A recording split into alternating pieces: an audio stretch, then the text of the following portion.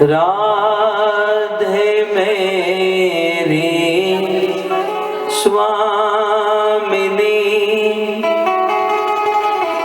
मैं राधे को दास जन्म जन्म मोह दीजियो, श्री वृंदावन वास। राधा तू बड़भागिनी, कौन तपस्या कीन, तीनों लोक के नाथ है, सो तेरो आधीन।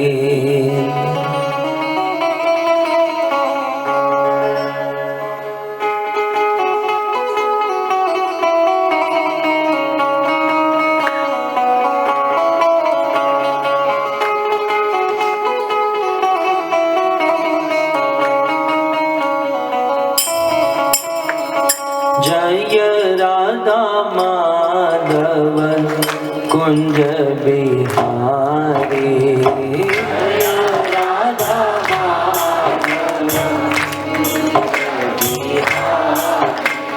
जय राधा माधव कुंज बिहारी, जय राधा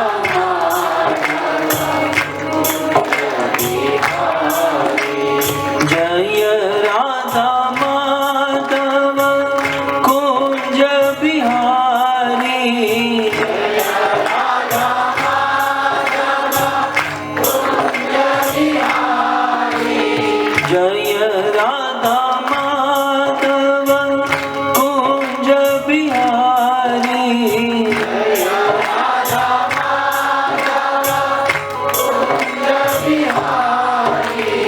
गोपी जन वल्लभ गिरिवर धारी, गोपी जन वल्लभ गिरिवर धारी,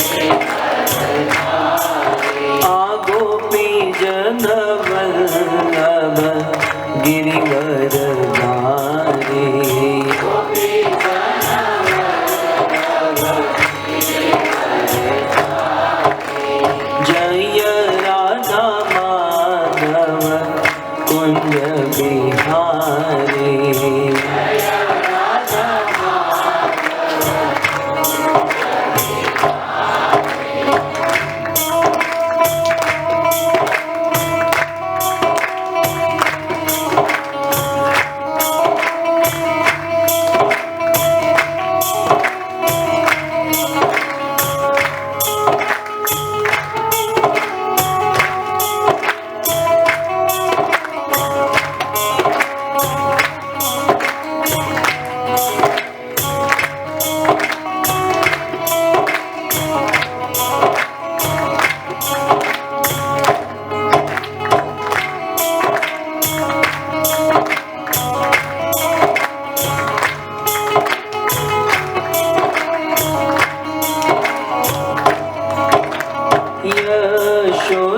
यशोदानंदन ब्रज जन रंजन,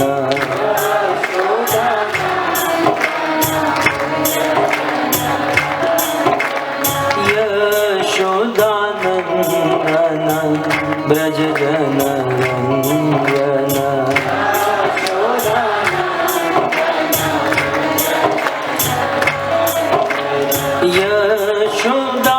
यशोदानंदन ब्रज जन रंजन,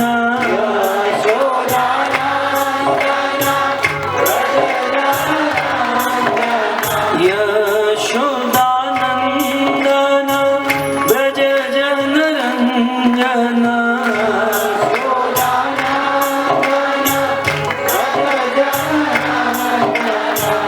यमुना तीर वन चारे,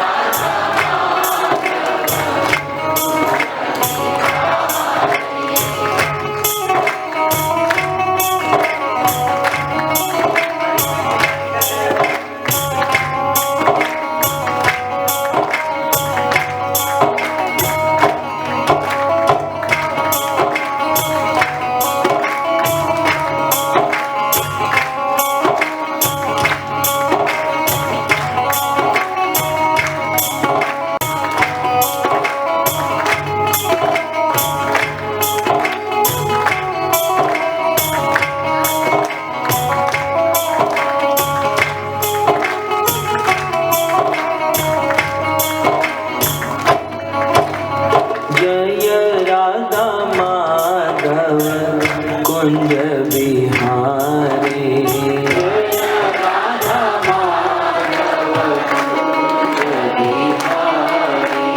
जय राधा माधव कुंज बिहारी।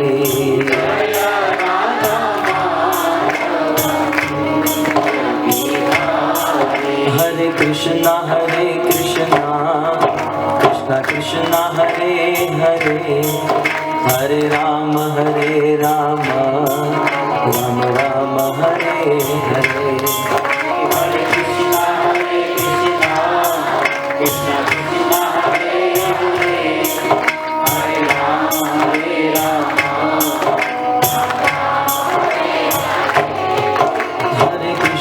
हरे कृष्णा कृष्णा कृष्णा हरे हरे, हरे राम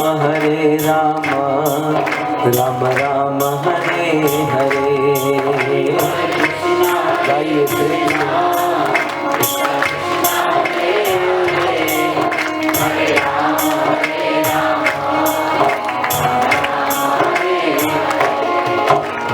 कृष्णा हरे कृष्णा कृष्णा कृष्णा हरे हरे, हरे राम राम राम हरे हरे।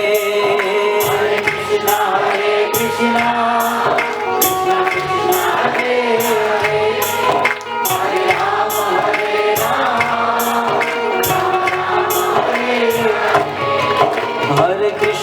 हरे कृष्णा कृष्णा कृष्णा हरे हरे, हरे राम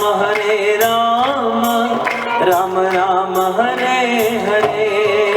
हरे कृष्णा कृष्णा कृष्णा हरे हरे, हरे राम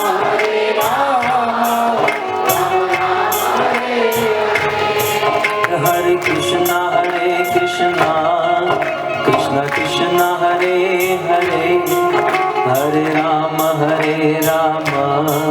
राम राम हरे हरे।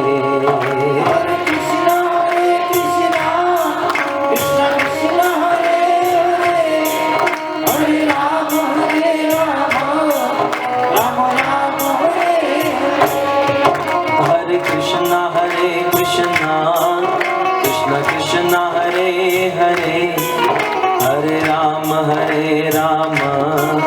राम राम हरे हरे। कृष्णा कृष्णा कृष्णा हरे हरे, हरे राम राम हरे हरे। हरे कृष्णा कृष्णा हरे हरे, हरे राम राम राम हरे हरे। कृष्णा कृष्णा कृष्णा हरे हरे, हरे राम हरे हरे कृष्णा कृष्णा हरे हरे, हरे राम राम राम हरे हरे। हरे कृष्णा कृष्णा कृष्णा हरे हरे, हरे राम हरे हरे। हरे कृष्णा कृष्णा हरे हरे, हरे राम राम राम हरे हरे। हरे कृष्णा कृष्णा कृष्णा हरे हरे, हरे राम राम हरे हरे। हरे कृष्णा कृष्णा कृष्णा हरे हरे, हरे राम राम राम हरे हरे। हरे कृष्णा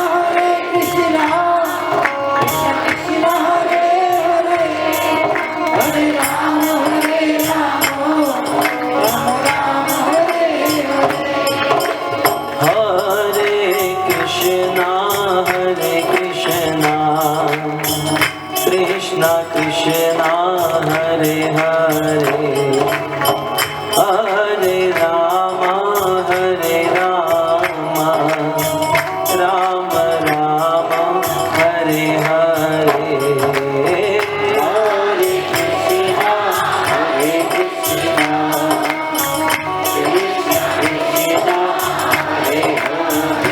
प्रेम से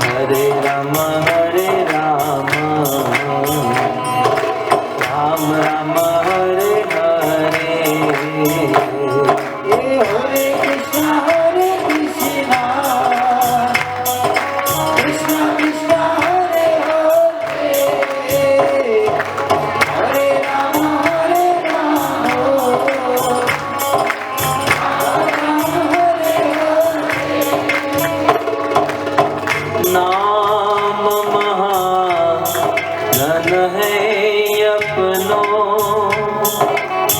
नहीं दूसरी संपत्ति और कमानी। नाम महाधन है अपनों नहीं दूसरी संपत्ति और कमानी। छोड़ यटारी यटा जग की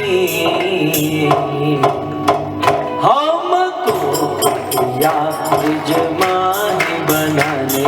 हमको या यजमानी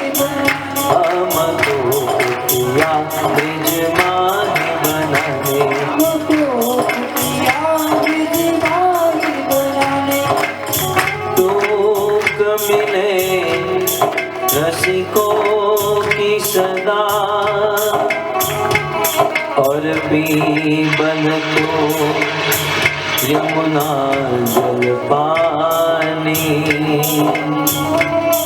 टोक मिले रसिकों की सदा और बीबन को यमुना जल पानी।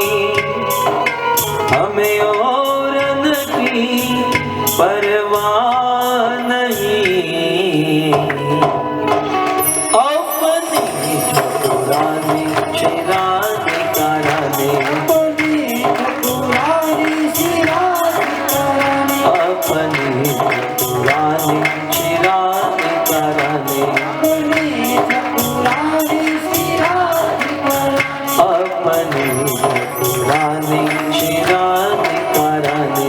अपनी ठाकुरानी शिरानी कराने। राधा श्याम सुंदर राधा श्याम सुंदर राधा श्याम सुंदर राधे। जय श्री राधा श्याम सुंदर जगन्नाथ जगन्नाथ बलदेव जय सुभद्रा।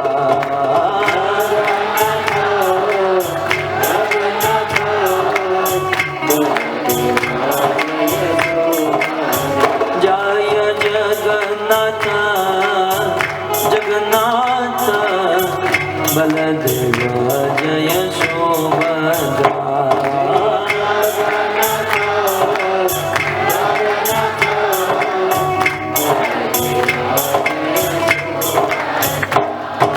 रघुपति राघव राजा राम पतित पावन सीताराम।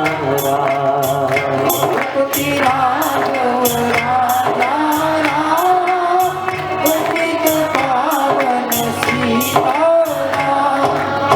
राजा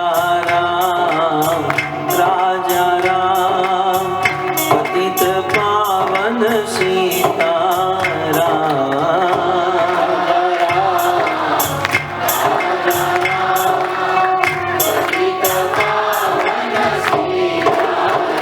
बोलो रघुपति राघव राजा राम पतित पावन सीताराम। रघुपति राघव राजा राम पतित पावन सीताराम। गौर निताय जय गौर निताय गौर निताय गौर निताय जय जय श्री गौर निताय।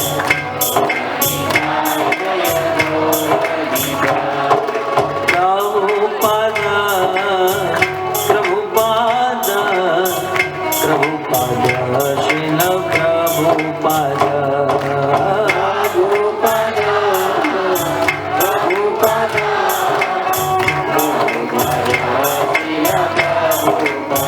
जय प्रभुपाद प्रभुपाद प्रभुपाद श्रील प्रभुपाद।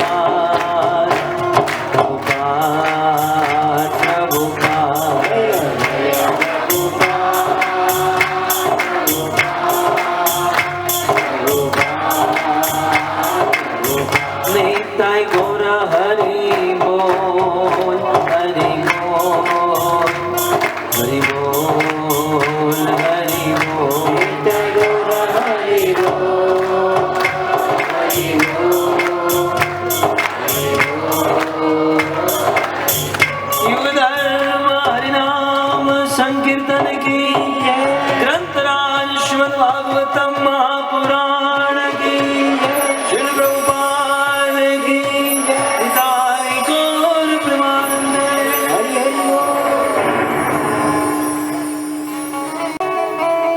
नमो विष्णुपादाय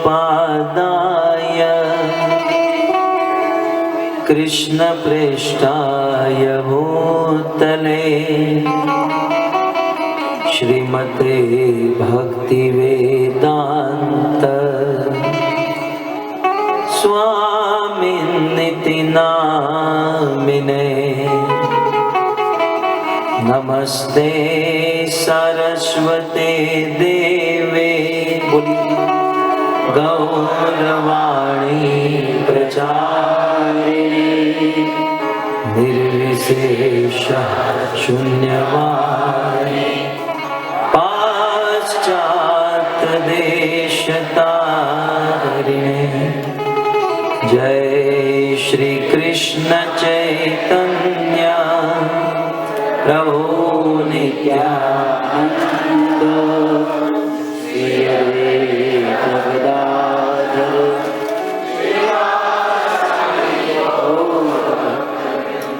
हरे कृष्णा कृष्णा कृष्णा हरे हरे हरे राम राम राम हरे हरे। जय जय श्री राधा रमण जय जय नवल किशोर जय गोपी चित चोर प्रभु जय जय माखन चोर। कृष्णचंद्र भगवान की जय। श्रील प्रभुपाद की जय।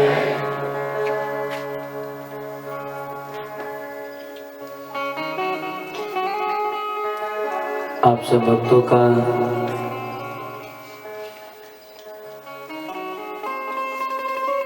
श्रीमद् भागवत कथा के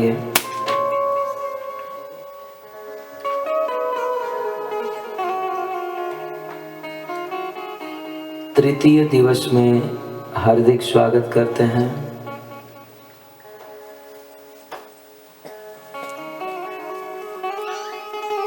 आज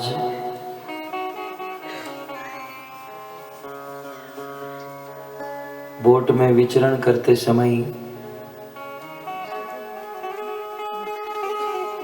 किसी माताजी ने हमसे पूछा,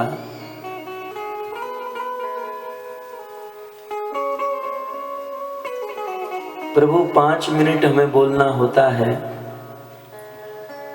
तो 3-3, 4-4 दिन से तैयारी करते हैं और आप घंटों भर इस प्रकार से बोलते हो, आपको कितनी तैयारी करनी पड़ती होगी।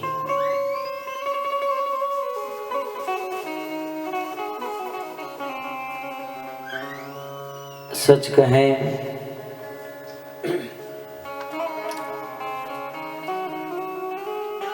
तो जब कोई छोटा सा बालक मां की गोद में बैठता है तो उस बालक को तैयारी की आवश्यकता नहीं होती। मां के गोद में बैठकर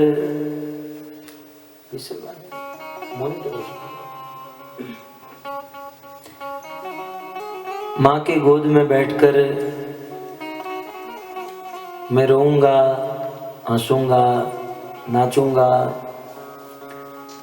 उस बालक की कोई पूर्व तैयारी नहीं होती है। बालक मां के गोद में बैठता है और सहज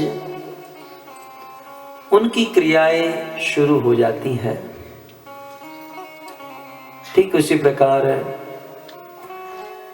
हमारे लिए ये व्यासपीठ मां की गोद के समान है। तात मात सब विधि तुलसी की।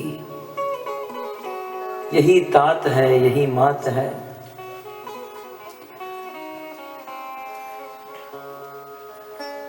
गुरु महाराज के चरणों में आज्ञा लेते हैं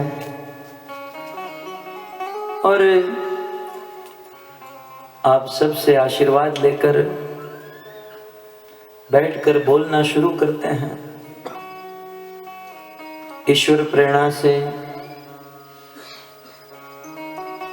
जो भी निकले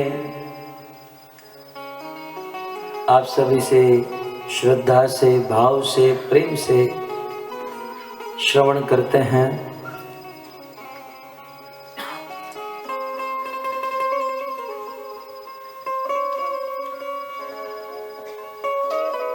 महाराज परीक्षित भागीरथी गंगा के तट पर सुखदेव गोस्वामी को जिज्ञासा कर रहे हैं। भगवान के विवाह की कथा सुखदेव गोस्वामी ने संक्षिप्त में बहुत कम शब्दों में श्रवण कराई। परीक्षित की इच्छा हुई इस कथा को, इस लीला को मैं विस्तार से श्रवण करूं। थोड़ा ठीक कर दो।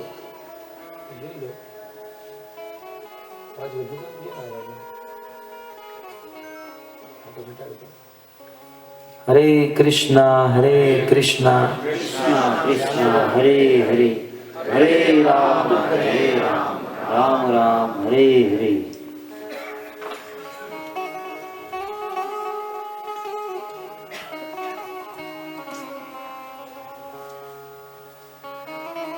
महाराज परीक्षित भागीरथी गंगा के तट पर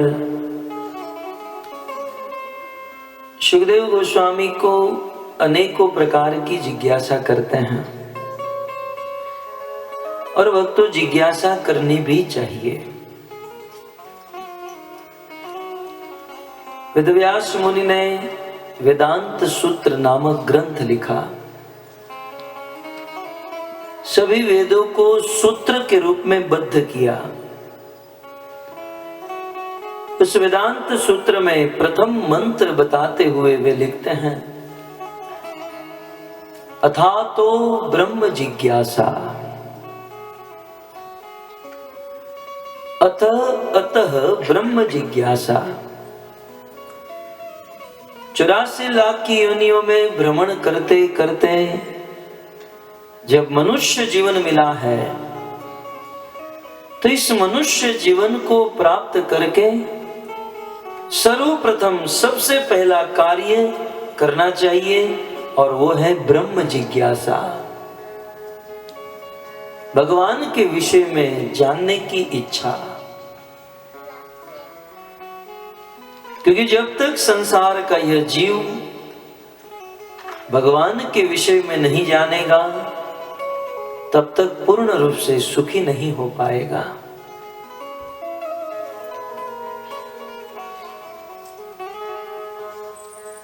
भरद्वाज ऋषि याज्ञवल्क्य जी को जिज्ञासा करते हैं, उन्हें राम कथा की प्राप्ति हुई।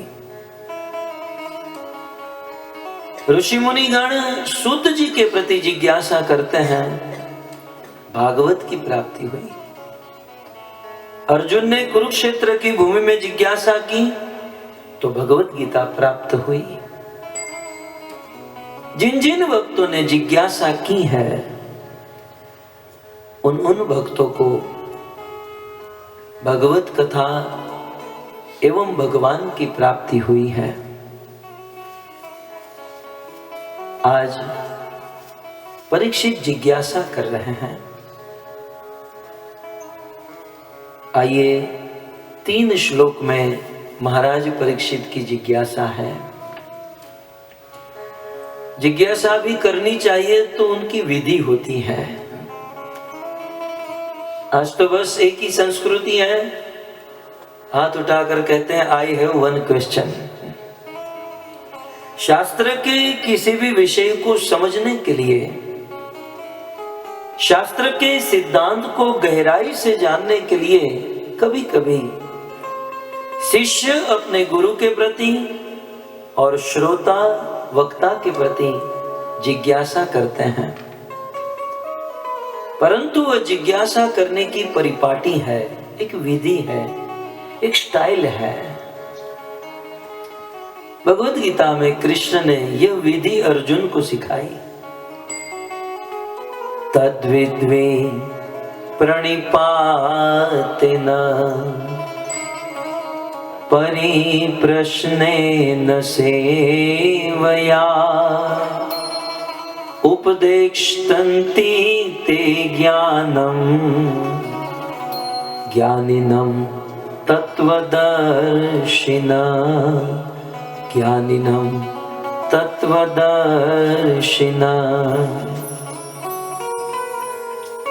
हे अर्जुन,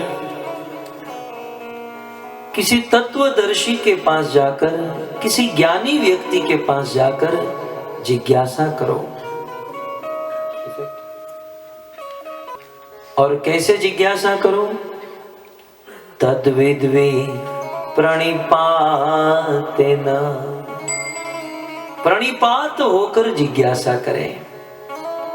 प्रणिपात माने प्रणाम करके, नम्रता से, हम्बल बनकर, प्रणाम करते हुए, झुकते हुए किसी गुरु के पास, वरिष्ठ वैष्णव के पास जिज्ञासा करें।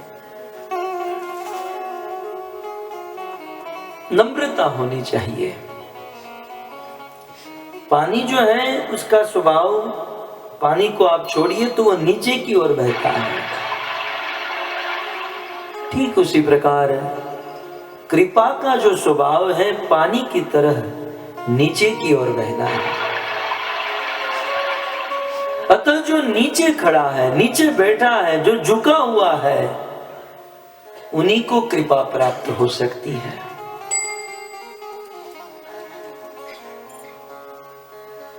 अन्यथा नहीं। प्रणिपात, प्रणाम करके, नम्र होकर, परिप्रश्नेन, जिज्ञासा के भाव से, चैलेंज के भाव से नहीं। कई बार कुछ लोग प्रश्न पूछते हैं तो चैलेंज के मूड से पूछते हैं। कृष्ण ने बहुत सुंदर सिखाया, किसी को चैलेंज करने के लिए नहीं, किसी का अपमान करने के लिए नहीं। जिज्ञासा होनी चाहिए आध्यात्म उन्नति के लिए। जिज्ञासा करते समय, प्रश्न पूछते समय मन में यह होना चाहिए कि इस प्रश्न के उत्तर से क्या मेरी भक्ति बढ़ेगी? अन्यथा जिस प्रश्न के उत्तर से हमारे जीवन में न ज्ञान बढ़े, न भक्ति बढ़े, न प्रेम बढ़े, न समर्पण बढ़े, उस प्रश्न का कोई मतलब नहीं है। कई बार कुछ लोग प्रश्न पूछते हैं, बताइए शिव जी ने जब गणेश जी का मस्तक काटा तो वो कहां जाकर गिरा?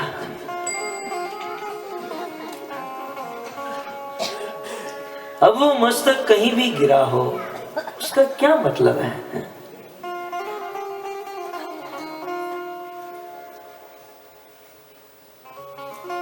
हमारी जिज्ञासा, हमारे प्रश्न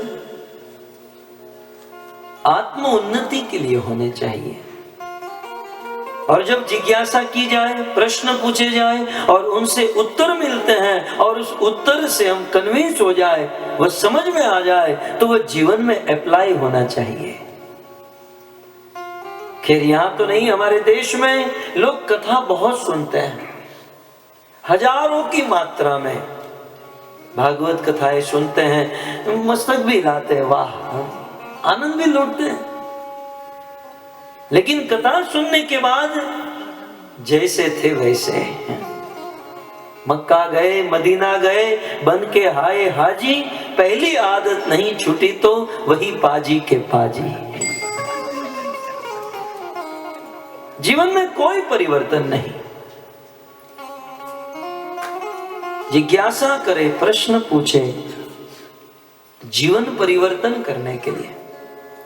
यहां तो पता नहीं, भारत में आप कहीं जा रहे हो, रास्ते में कोई पुलिस खड़ा है, उसे पूछो फलानी जगह कहाँ है, कैसे मिलेगी, कैसे जा सकते हैं, कितनी देर में पहुंचेंगे, कब पहुंचेंगे, वहां क्या होगा, 1 घंटे तक उसे पूछते रहो और फिर वो आपको कहे कब जाना है, वो कहे नहीं मुझे जाना नहीं, मैं तो ऐसे ही पूछ रहा था। वो पुलिस वाला पीटेगा। जब कहीं जाना ही नहीं है तो पुलिस वाले को प्रश्न पूछने का क्या मतलब। ठीक उसी प्रकार जब शास्त्र के सिद्धांतों को जीवन में उतारना ही नहीं है तो जिज्ञासा करने से क्या मतलब। इसलिए जिज्ञासा करते समय ये भावना होनी चाहिए कि जब इसका उत्तर मिले तो उसे जीवन में उतारे, और यदि जीवन में नहीं उतारे तो हम उस पुलिस वाले की तरह मारेंगे तो नहीं, लेकिन कृपा से वंचित रह जाएंगे। अतः भाव से, श्रद्धा से नम्र बनकर जिज्ञासा करें। जब भगवान रामचंद्र ने रावण का वध किया, विशल वाले जी थोड़ी कोशिश करो,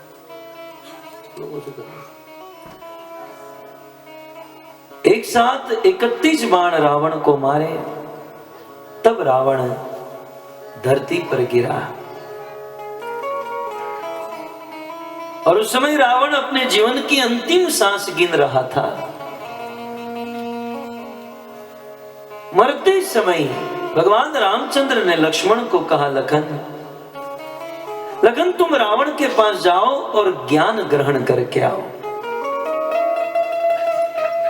लक्ष्मण ने कहा लेकिन रावण के पास, अरे वो तो हमारी मां समान सीता का अपहरण किया, ये राक्षस असुर के पास ज्ञान ग्रहण करूं, मैं नहीं करूंगा।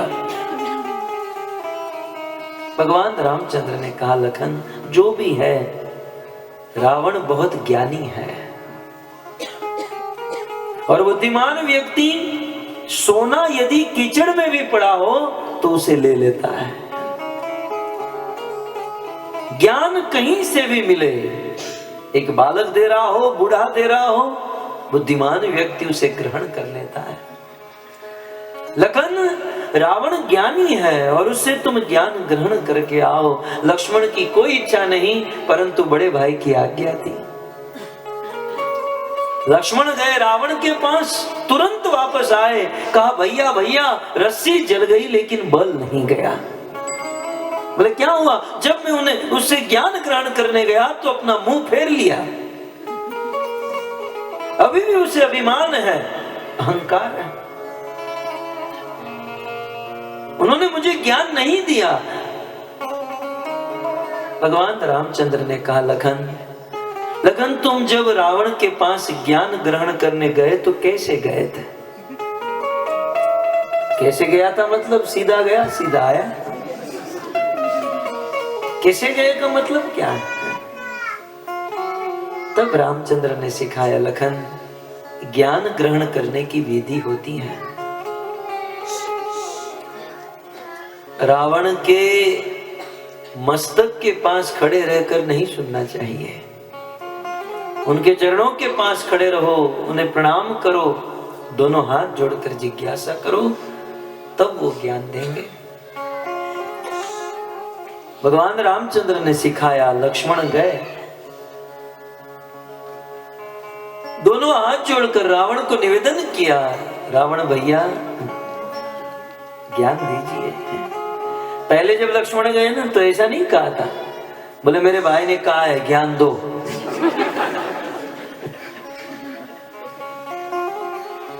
कई बार कुछ लोग ऐसे होते हैं, यहां पर भी कुछ बच्चे ऐसे होंगे, हमारी कोई इच्छा नहीं है, माता पिता ने कहा इसलिए हम आए हैं, आपको सुनाना है तो सुनाओ। एक बार एक लड़का प्रणाम किया, विदेश की बात है, तो मैं तो भाव में आ गया, बोले पापा ने कहा इसलिए कर रहा हूं। कई लोग जिज्ञासा से नहीं, बस अब कहा था इसलिए। लेकिन जब भाव से लक्ष्मण जी ने पूछा, रावण जी उपदेश दीजिए, दिया उपदेश। रावण ने कहा, लक्ष्मण मेरे पास समय बहुत कम है, मृत्यु की घड़ी गिन रहा हूं और इस अवस्था में उपदेश देना मुश्किल है, लेकिन सभी उपदेश का सार मैं सूत्र के रूप में कह दूं तो इतना ही समझिए, जीवन में जब अच्छा विचार आए तो उसे पूरा करने में थोड़ी भी देरी मत करना। जीवन में मन में जब अच्छा विचार आए तो उसे तुरंत कर देना।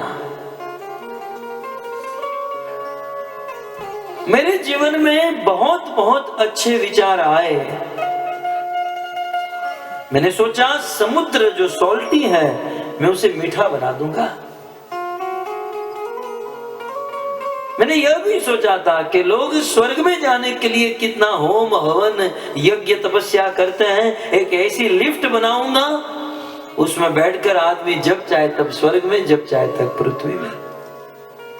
और रावण समर्थ था, ये कर भी सकता था,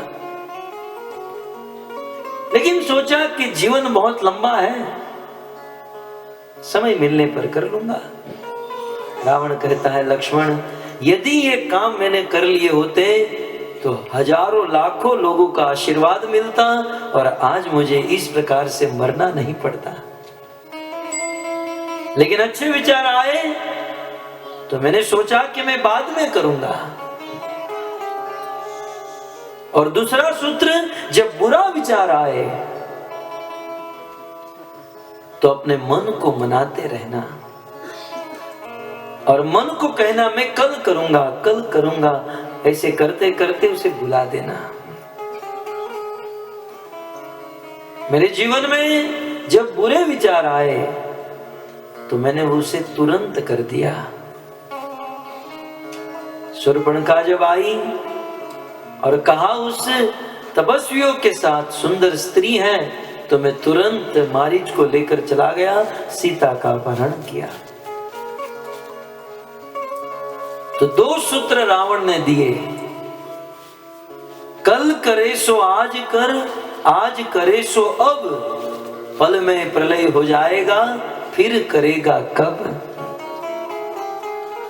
मन में शुभ विचार आए तो आज और अब तुरंत कर देना चाहिए। रामायण में, महाभारत में एक सुंदर पात्र है कर्ण। कर्ण वैसे तो दुर्योधन के पक्ष में, लेकिन आखिर तो कुंती का पुत्र था ना। रोज सुबह उठकर कर्ण, दानवीरों का लिस्ट चलता है तो उनमें कर्ण का नाम शिरमोर होता है। रोज सुबह उठकर सोने का दान करता था। एक दिन दान करके कर्ण वापस लौट रहे थे।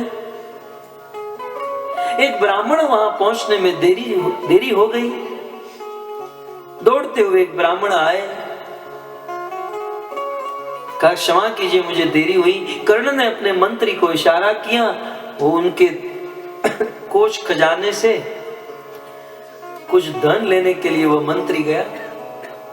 ब्राह्मण खड़े थे। कंस ने अपने हाथों में से अंगूठी निकालकर, अपने हाथ से अंगूठी निकालकर अपने बाएं हाथ से, लेफ्ट हैंड से ब्राह्मण को वो दान में दे दिया। ब्राह्मण चला गया। मंत्री आया, कहा महाराज आप मेरी राह नहीं देखे, 2 मिनट आप खड़े रह जाते तो मैं पहुंच जाता, और चलो आपने मेरी राह नहीं देखी। आप तो जानते हैं दान का फल क्या होता है। आपने लेफ्ट हैंड से दान किया, कम से कम आपको राइट हैंड से दान करना चाहिए था। उस समय कर्ण ने बहुत सुंदर बात कही। कहा मंत्री यदि ये लेफ्ट हैंड में मेरे बाएं हाथ में जो वस्तु थी उसे दाएं हाथ में लेने में 1 सेकंड लगती थी, उस 1 सेकंड में यदि मेरा मन बदल जाता तो मैं दान के फल से वंचित रह जाता। मन का क्या भरोसा। इसलिए जब मन में शुभ विचार आया तो मैंने दे दिया। याद रहे, इन सब घटनाओं से, इन इतिहास और पात्रों से इतना तो अवश्य सीखे, जब मन में भजन करने का विचार आए, दान करने का विचार आए, जब कोई शुभ संकल्प हो तो उसे तुरंत पूरा करे। क्योंकि जीवन का कोई भरोसा नहीं, कोई भरोसा नहीं। हम सोचते हैं कि हम जीवन बहुत लंबा है। हमारा सूत्र क्या है? आज करे सो कल करे, कल करे सो परसों। हम कहते हैं आप भजन कीजिए, माला जपिए, बोले कल करेंगे, कल जब कहेंगे तो कहेंगे परसों करेंगे। आज करे सो कल करे, कल करे सो परसों। जल्दी जल्दी क्या करना है, जीना है बहुत बरसों। ये हमने सूत्र बना रखा है। सोचते बाद में करेंगे। याद रहे भक्तों, ऐसे शुभ विचार जीवन में बार बार नहीं आते। इसलिए आप जहां भी हो, किसी भी स्थिति में, किसी भी अवस्था में, जब मन में शुभ संकल्प हुआ, शुभ विचार हुआ, तो उसे तुरंत पूरा करें। क्योंकि जीवन का कोई भरोसा नहीं।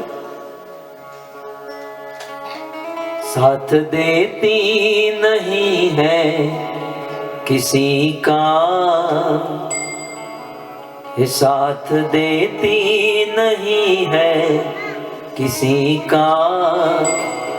क्या भरोसा है इस जिंदगी का, क्या भरोसा है इस जिंदगी का।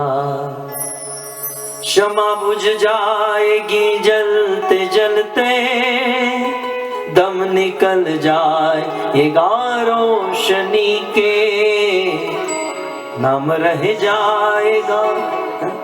फिर क्या होगा?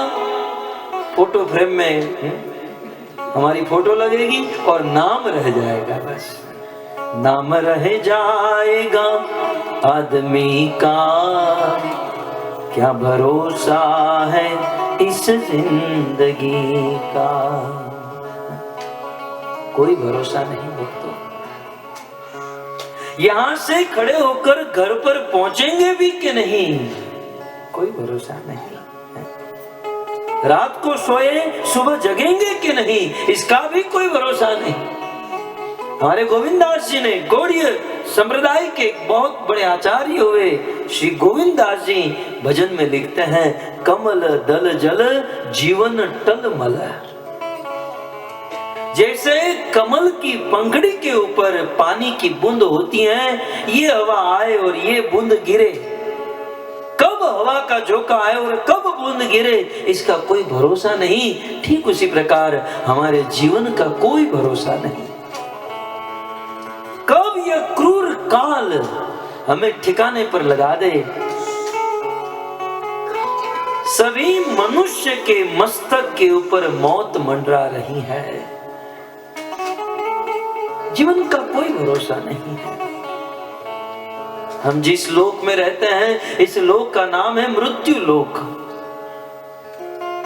और इस मृत्यु लोक में आदमी कभी भी, कहीं भी, कैसे भी मर सकता है। बस आपसे इतना ही कहना चाहता हूं कि जीवन में कभी भी मृत्यु आ जाए तो उस मृत्यु के समय मन में अफसोस ना रहे। जीवन ऐसा जिए कि आज अब भी मृत्यु आ जाए तो हंसते हंसते प्राण त्यागे, लेकिन आज यदि मृत्यु आ गई तो हम सोचेंगे यार बहुत कुछ प्लान बाकी रह गया। हमने सोचा था इतना दान करेंगे, सोचा था इतना भजन करेंगे, प्लान करके रखा था, ये तो अधूरा रह गया।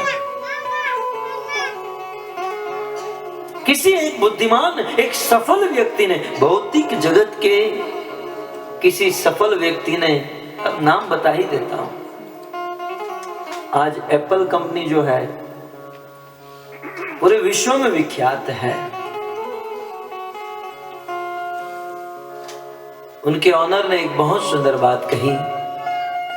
किसी ने पूछा आपकी सफलता का राज क्या है?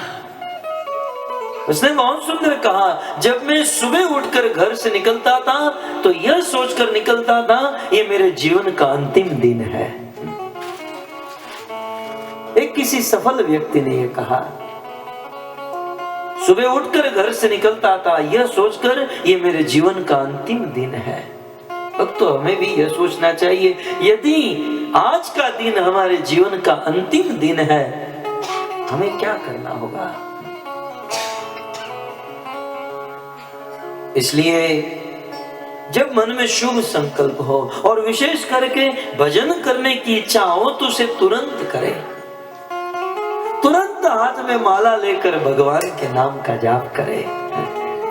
नहीं तो हमारे ब्रज के किसी संत ने कहा, क्षणभंगुर जीवन की कलिका कल प्रात में जाने खिली न खिली, मलयाचल की मंद लहर सुगंध समीर चली न चली, कलिकाल कुठार लिए फिरता तन कोमल चोट जिली न जिली, रटले अरि जीवा कृष्ण को नाम तो अंत समय पे हिली न हिली। अरे जीवा तू कृष्ण का नाम ले ले, क्योंकि अंत समय में तू हिलेगी या नहीं हिलेगी इसका कोई भरोसा नहीं। अरे मरने से कई महीने पहले ही जीवा हिलना बंद कर देती है, बुद्धि काम करना बंद कर देती है, आंख देखना बंद कर देती है, कान सुनना बंद कर देते हैं।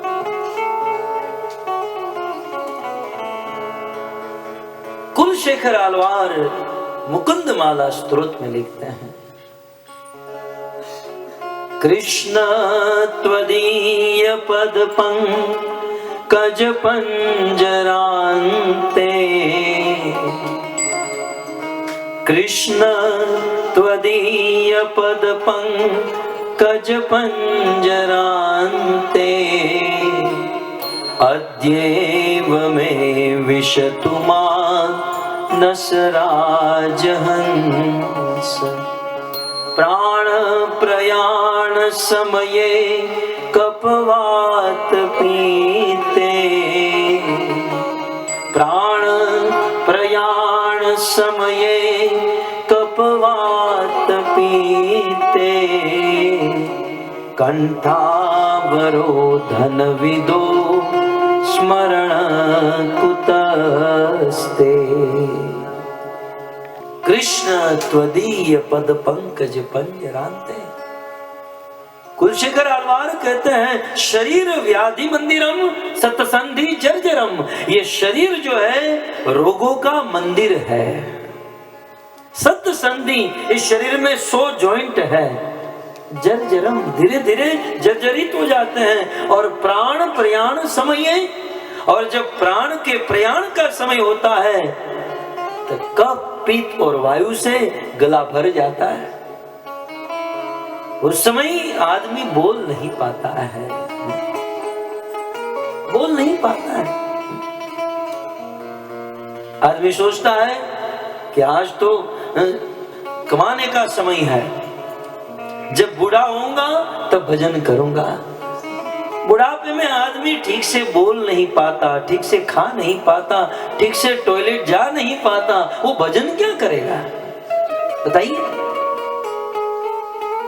इसलिए भजन करने के लिए सबसे श्रेष्ठ समय आज और अब। हमारे गुजरात के नरसिंह मेहता ने कहा, आज नी घड़ी रणी आमणी।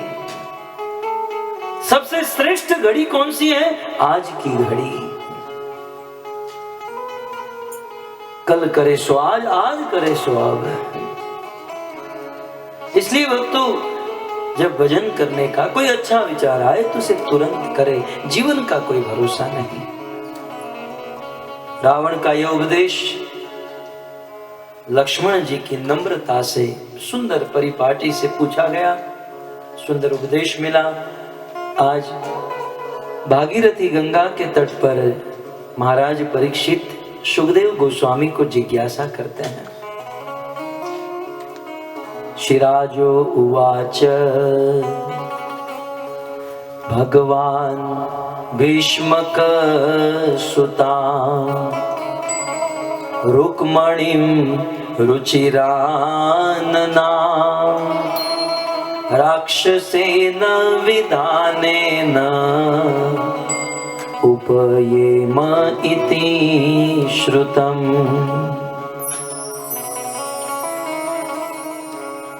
जिज्ञासा करते हुए महाराज परीक्षित कहते हैं कि हे सुखदेव जी, भगवान श्री कृष्ण ने भीष्मक सुताम, विदर्भ देश के राजा भीष्मक की कन्या रुक्मणी के साथ विवाह किया। कैसी थी रुक्मणी? रुक्मणी रुचिरानना, रुक्मणीम रुचिर आननाम। आनंद का अर्थ होता है मुख। आनंद माने मुख और रुचिर माने सुंदर मुख। रुक्मणी सुंदर मुख वाली, उपलक्षण से मुख ही सुंदर नहीं, शरीर के प्रत्येक अंग सुंदर थे। संसार में जिस रुक्मणी का दूसरा कोई तुलना नहीं थी, ऐसे रुक्मणी सुंदर लक्षणों वाली, सुंदर रूप वाली रुक्मणी के साथ भगवान कृष्ण ने विवाह किया। कैसे विवाह किया? राक्षसेन विधानेन, राक्षसेन विधानेन उपयेम इति श्रुतम्। मैंने ऐसा सुना है सुखदेव जी, कृष्ण ने रुक्मणी के साथ जो विवाह किया वो राक्षस विधि से विवाह किया। हमारे वेदों में, शास्त्रों में विवाह करने की 8 विधि है। 8 प्रकार से एक पुरुष स्त्री के साथ विवाह कर सकता है या करता है। एक है देव विवाह। देव, देवतागण जिस प्रकार से विवाह करते हैं उसे देव विवाह कहते हैं, जो सभी विवाहों में उत्तम है। सबसे उत्तम है देव विवाह। इस देव विवाह में माता पिता अपने बेटे के लिए किसी कन्या को ढूंढते हैं और कन्या के माता पिता अपनी कन्या के लिए किसी सुंदर पुरुष को ढूंढते हैं। माता पिता की अनुमति से, माता पिता के आशीर्वाद से, अग्नि की साक्षी और समाज की साक्षी में जो विवाह किया जाता है उसे देव विवाह कहते हैं। आप लोगों ने भी विवाह किया होगा, मुझे तो आज भी याद है। हमारे देश की ये परंपरा है। जब इस प्रकार से देव विवाह होता है, ब्राह्मण वर वधू को बिठाकर उस वर के ससुर के द्वारा वर के चरणों को पखारते हैं और उस समय वह ब्राह्मण मंत्र बोलते हैं कि ये जो है ये विष्णु स्वरूप है। अपने दामाद को विष्णु स्वरूप बताकर उनकी सेवा के लिए कहते हैं। और ये सत्य बात है, जो माता पिता के चुनाव से, माता पिता के अनुशासन में रहकर विवाह करते हैं वो वास्तव में विष्णु स्वरूप है, वो देव विवाह है। विवाह, दूसरी प्रकार का विवाह गंधर्व विवाह। गंधर्व विवाह में माता पिता को पूछा नहीं जाता। लड़का बुद्धिमान है, लड़की भी बुद्धिमान है। इस संसार में कई लड़के कई लड़की बुद्धिमान होते हैं तो अपनी बुद्धि से किसी वर को, किसी वधू को चुन सकते हैं, लेकिन ऐसे लाखों में कोई एक होता है। आज तो सब लोग अपने आप को बुद्धिमान समझते हैं, लेकिन ऐसी बुद्धि जो अपनी बुद्धि से चुनाव कर सके, लाखों में कोई एक। जैसे राजा दुष्यंत ने अपने लिए चुनाव किया शकुंतला का, लाखों में एक। जैसे भगवान रामचंद्र ने सीता का चुनाव किया।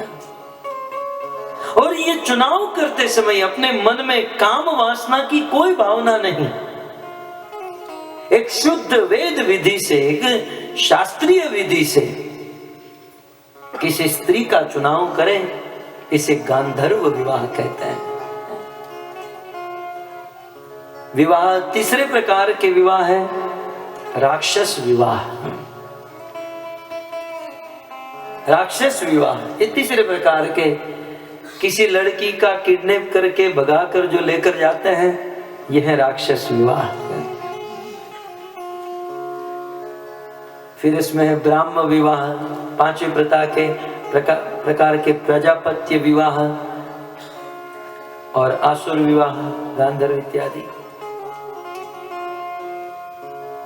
ये 8 प्रकार के विवाह जिसमें लव मैरिज का कोई जिक्र नहीं है। ये कलयुग की स्टाइल है। किसी ने कहा प्रेम विवाह का नाम नहीं है यहाँ पर, क्योंकि आज हम और आप जिसे लव मैरिज कहते हैं वो लव मैरिज नहीं, वो लस्ट मैरिज है, वो काम है। खैर महाराज परीक्षित पूछते हैं कि हे सुखदेव जी, राक्षस विधि से भगवान कृष्ण ने विवाह किया, लोक दृष्टि से भगवान तो भगवान है, रुक्मणी भगवान की ही शक्ति है, भगवान की ही स्वरूपा है। जैसे कोई आदमी अपने ही घर में अपने बेडरूम से कोई वस्तु लेकर अपने हॉल में रखे तो क्या वो चोरी है? तो विदर्भ देश से भगवान कृष्ण रुक्मणी को लाकर द्वारिका में रखे तो कृष्ण के लिए न तो वो चोरी है न तो वो राक्षस विवाह है, अपनी ही वस्तु कृष्ण अपनी सेवा में लगा रहे हैं। हाँ, लोक दृष्टि से ऐसा लग सकता है कि कृष्ण ने रुक्मणी का अपहरण किया। अपहरण तो उसका किया जाता है जो पराई वस्तु है, चोरी तो उसे कहते हैं जो दूसरों का माल लेकर आए। अब अपना ही माल यदि हम इस्तेमाल करें तो वो चोरी कहां से? रुक्मणी जो है भगवान श्री कृष्ण की शक्ति है, भगवान श्री कृष्ण की स्वरूपा है, अलादीनी शक्ति। और कृष्ण की शक्ति कृष्ण की सेवा में लगे तो वह चोरी नहीं है। ये गलत हो सकता है लेकिन तात्विक दृष्टि से ये बहुत उत्तम है। परीक्षित कहते हैं राक्षसेन विधानेन उपयेम इति श्रुतम। सुखदेव जी, मैंने ऐसा सुना है कृष्ण ने रुक्मणी के साथ विवाह किया। वास्तव में ये प्रसंग परीक्षित पहले भी सुने हुए हैं, लेकिन फिर भी दोबारा सुनना चाहते हैं। यही है प्रेम का लक्षण। जब किसी को भगवान से प्रेम हो जाता है तो वो भगवान के बारे में बार बार सुनना चाहता है, बार बार। दाढ़े लागी पूछे जानी साधुर स्वभाव, यही तो साधु का स्वभाव है। किसी वस्तु को वे जानते हैं फिर भी उसे पूछते हैं ताकि कृष्ण कथा भगवत कथा को भाव से प्रेम से सुने। और भक्तों के लिए कथा ही तो जीवन है। तुष्यन्ति च रमन्ति च। तो मैंने ऐसा सुना है कि कृष्ण ने रुक्मणी से विवाह किया। भगवान श्रोतुमिच्छामि। हे भगवंत, हे सुखदेव जी, श्रोतुम इच्छामि, मैं कृष्ण और रुक्मणी के विवाह की कथा को सुनने की इच्छा रखता हूं। प्रभु, मेरी इच्छा है कि आप मुझे कृष्ण रुक्मणी के विवाह की कथा सुनाइए। कृष्णस्या मित तेजस। इस कथा में कृष्ण का अमित तेज, कृष्ण का विशेष तेज प्रस्तुत हुआ है।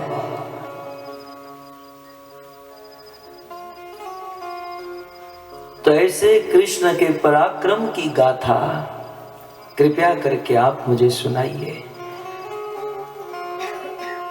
भक्तों, ये उस समय प्रश्न पूछा जा रहा है जिस समय महाराज परीक्षित के जीवन में मात्र एक दिन बचा है। मैं आपको इस कथा की महिमा बता रहा हूं। 7 दिन का जीवन था महाराज परीक्षित का। श्राप लगा था समीक ऋषि के पुत्र श्रृंगी का। तक्षक नाग आएगा और 7वें दिन वह तुम्हें डसेगा, तुम्हारी मृत्यु हो जाएगी। तो 7 दिनों में महाराज परीक्षित ने भगवत कथा सुनना पसंद किया और सुखदेव गोस्वामी के मुख से कथा सुनते सुनते सुनते 6 दिन बीत गए। 7वें दिन, अंतिम दिन की ये बात है, एक दिन बचा है महाराज परीक्षित के जीवन में। और उस समय वे जिज्ञासा करते हैं, कृष्ण और रुक्म भगवान है। ईश्वर 16,108 क्या 16 करोड़ को भी रख सकते हैं। अरे करोड़ों करोड़ों ब्रह्मांड को जो चला सकते हैं, उनके लिए 16,000 कौन सी बड़ी चीज है। फिर भी समाज में लोग समझते नहीं है। एक बार किसी ने गुरु महाराज को पूछा और बहुत डिबेट करने लगे कि कृष्ण ने इतना विवाह क्यों किया। तब जब किसी बातों से वह व्यक्ति नहीं माना तो कृष्ण ने कहा, तो 16,108 में से कोई तुम्हारी बहन लगती थी? प्रॉब्लम क्या है तुम्हें?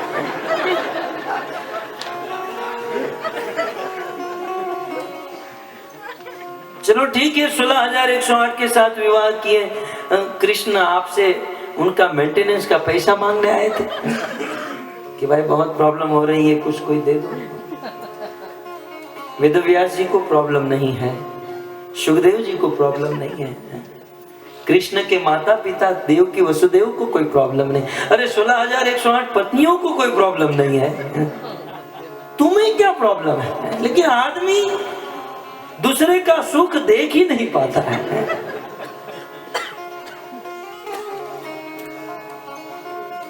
इसलिए यहां पर परीक्षित महाराज ने कहा, कृष्ण मित तेजस, अमित तेज, प्रचंड प्रभाव है जिसका।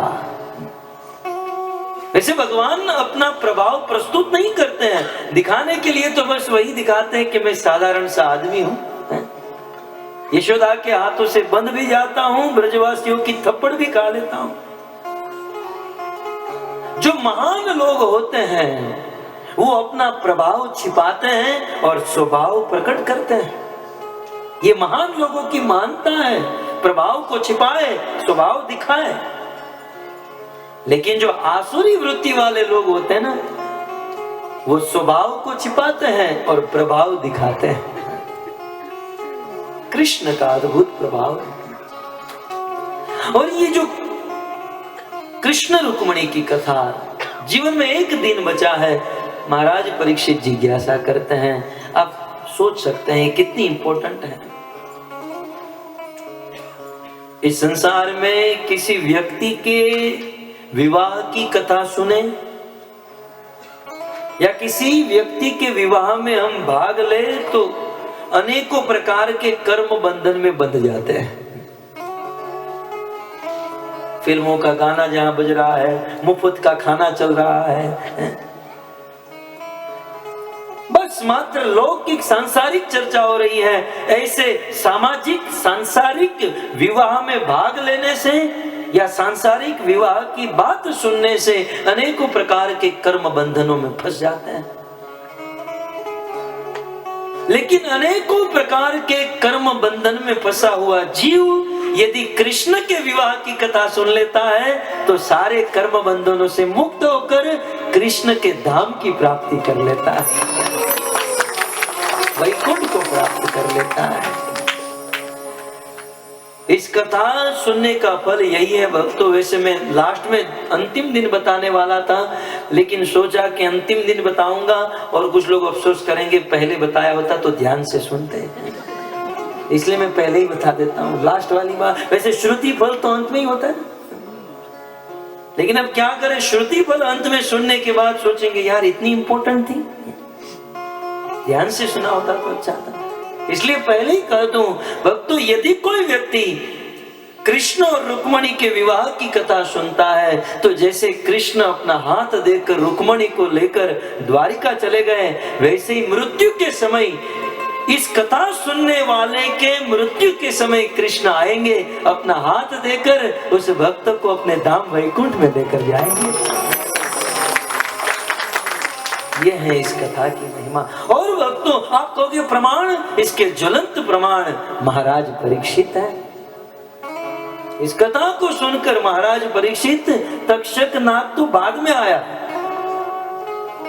इस भागवत कथा को सुनते सुनते इतिहास साक्षी है कि आकाश से दिव्य विमान प्रकट हुआ, भगवान के सुंदर पार्षद शंख चक्र गदा पद्म पीतांबर धारण करके आए और आदर समेत महाराज परीक्षित को उस विमान में बिठाकर भगवान के धाम में ले गए।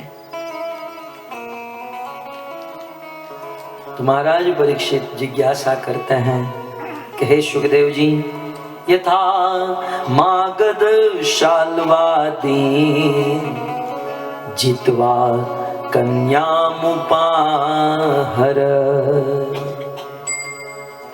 हे सुखदेव जी, जैसे मगध राज शिशुपाल शाल्व आदि राजाओं को जीतकर कृष्ण ने रुक्मणी का अपहरण किया, श्रोतुम इच्छामि, इसे मेरी सुनने की इच्छा है, कृपया करके आप इसे सुनाइए। मान लो महाराज परीक्षित को कोई पूछे, आप ये कृष्ण रुक्मणी की कथा सुनना चाहते हैं, इस कथा की विशेषता क्या है? कृष्ण कथा की विशेषता एक श्लोक में महाराज परीक्षित कहते हैं, ब्रह्मन कृष्ण कथा पुण्या माधवी लो मलापहा कोनो तृप्येत शृण्वान श्रुतज्ञो नित्य नूतना, श्रुतज्ञो नित्य नूतना। हे सुखदेव गोस्वामी, परीक्षित कहते हैं सुखदेव जी को संबोधन देते हैं, हे ब्रह्मन। महाराज परीक्षित सुखदेव गोस्वामी को ब्रह्मन कहते हैं। ब्रह्मन के दो अर्थ हैं। ब्रह्मन का एक अर्थ, ब्रह्म का एक अर्थ है वेद। ये जितने भी वेद हैं ये भगवान के सांस से निकले हैं, क्योंकि ब्रह्म के द्वारा वेद प्रकट हुए, इसे वेद, इसलिए वेद को भी ब्रह्म कहते हैं। ये जो ब्रह्मा जी हम कहते हैं ना, ब्रह्मा जी, ये ब्रह्मा जी इनका ओरिजिनल नाम नहीं है। इनका वास्तविक नाम तो हिरण्यगर्भ है। हिरण्यगर्भ वह हिरण्यमय सोने के समान कमल से प्रकट हुए, इसलिए इनका नाम है हिरण्यगर्भ।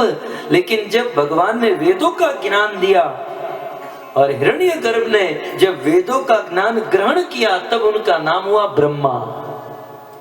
ब्रह्म को धारण करने वाला ब्रह्मा, वेदों को धारण करने, ब्रह्म माने वेद। और महाराज परीक्षित सुखदेव जी को ब्रह्मन कहते हैं। हे ब्रह्मन, ब्रह्मन कृष्ण कथा पुण्या। तो संबोधन देकर कहते हैं कि हे ब्रह्मन, आप तो सभी वेदों के जानकार हो, आप तो परम ज्ञानी हो।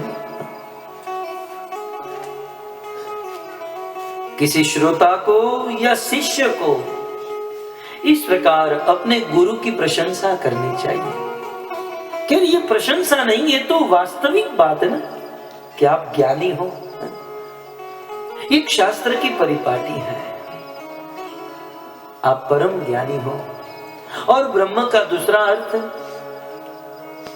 कृष्ण का भक्त,